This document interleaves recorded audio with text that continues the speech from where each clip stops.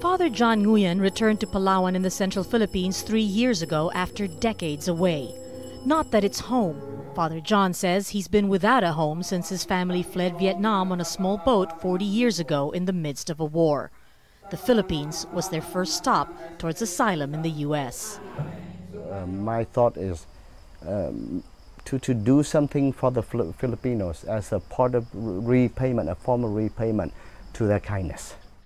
Some 400,000 people from Vietnam, Laos, and Cambodia came through here between 1975 and 1996, fleeing war and oppressive regimes. It was a temporary settlement before permanent relocation elsewhere. Not much remains of the Philippines' first asylum center. It closed down in 1996. The refugees that were still here then, some 1,300, were moved to a smaller village.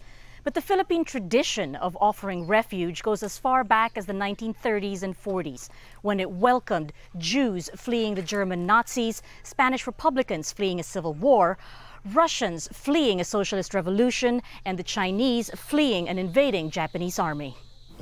It's also a poignant return for Dr. Q Fong and her husband Jan Top Christensen, now the Danish ambassador to the Philippines. They met here over 25 years ago. He was running the UN Asylum Center, and she was among hundreds rescued at sea after fleeing Vietnam.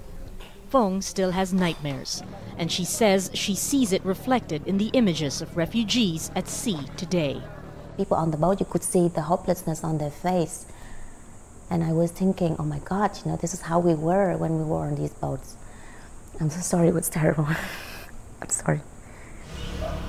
The last refugee village still stands. A handful of people have chosen to stay, but thousands more have moved on.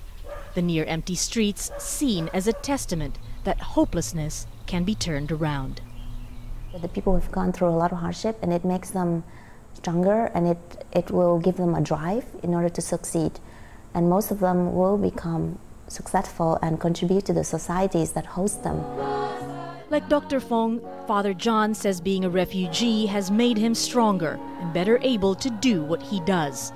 They've come a long way from the asylum centers. Proof, they say, that refugees shouldn't be treated as burdens. Marga Ortigas, Al Jazeera, Palawan.